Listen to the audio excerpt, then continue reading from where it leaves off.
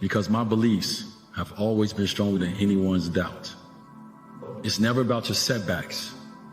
It's how you respond. The blows you take are few. The limitations people put on you are actually inspiration. You want to become a master at overcoming hard moments. That is, to me, the sign of a champion. The best in the world are not the best because they win every point. It's because they know they'll lose again and again and have learned how to deal with it. You accept it, you move on, be relentless, adapt and grow, work harder, work smarter. Remember, work smarter.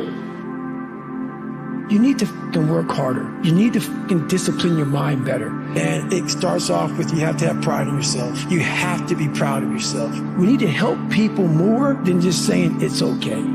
It's okay that you're not willing to fucking help yourself out. That's not okay. It's not okay. It's not acceptable. Even though it's your life, if that's acceptable, that's unacceptable. A lot of people can take one more step, but they choose not to. I don't know if you can take 2 steps. You got to answer that question after you take the first step. But if you wake up in the morning and you don't want to do something, you don't care enough about yourself, because that is the number one purpose in life, is to better oneself. The man who never fell has no glory. The man who fell and got back up, that's where his glory is. The man who fell 20 times and got up 21 times, that man has even greater glory. Way more cursed than the guy who was so strong from birth that he never fell. There's no glory in that.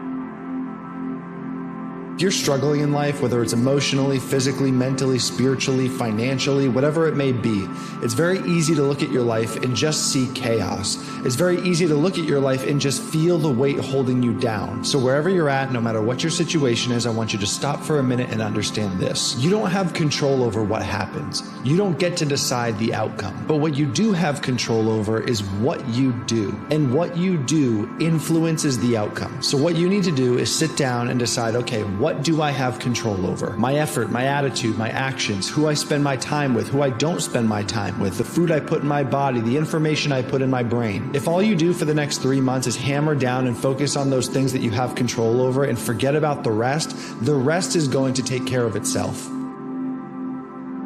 What if it turns out better than you expected?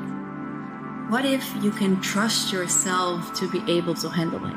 And what if all those things you've been dreaming of are actually closer than you might realize?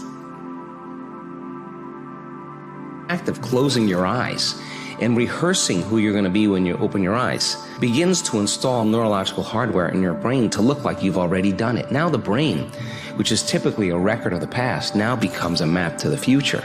And if you keep doing it, the hardware begins to become a software program and you start behaving differently. And then if you can teach your body emotionally what the future will feel like, that means then you're not going to wait for your wealth to feel abundant or your success to feel empowered or your new relationship to feel love. In fact, the moment you start feeling abundant, you're generating wealth. The moment you start embracing empowerment, you're stepping towards your success. The moment you're in love with yourself and you're in love with life, you start creating equals in your life. Now that's causing an effect in your life.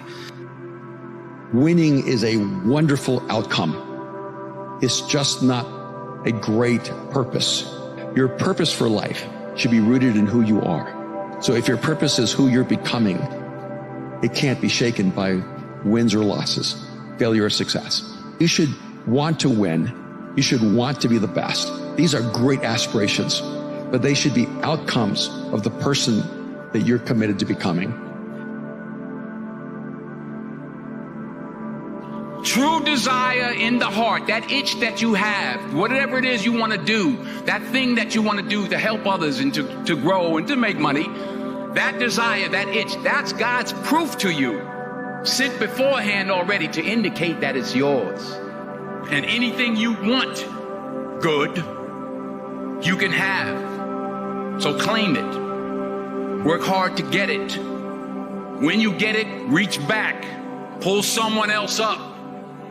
Each one, teach one. Don't just aspire to make a living. Aspire to make a difference. that the journey is truly the reward. I may not be who I want to be today, but I know I can be better tomorrow, working towards who that person is to me. That's a choice for me. The wins and the losses, whether the games come and go, yes. Am I dedicated to my craft? Yes. Am I going to make mistakes moving forward? Yes. Am I ever going to be perfect? I'm just aware that you have to have laughter. You have to have fun in this. You have to smile. You cannot put too much pressure on yourself, because this one life to live. But understand this, life is hard. No matter who you are, there are bumps and hits and bruises along the way. And my advice is to prepare yourself. The truth is, you don't have to be special. You just have to be what most people aren't. Consistent, determined, and willing to work for it. No shortcuts. Do you know how easy it is to stand out right now? Most people aren't even trying. We live in a day and age where the average individual is socially inept. They are so wrapped up in their own problems that they can't fathom providing value to anybody else. All you basically have to do to stand out amongst the rest is to try, to focus on your goals, take consistent action, and show up every single day trying to add value to people. That alone is far more than most people are doing. So many people are completely asleep at the wheel. So if you just have a little bit of grit, a little bit of work ethic, a little bit of hustle, you can gain such a competitive advantage over them. It is disgusting. Those who can do, those who can't talk about those who can. Send that out. Those who can do, those who can't talk about those who can.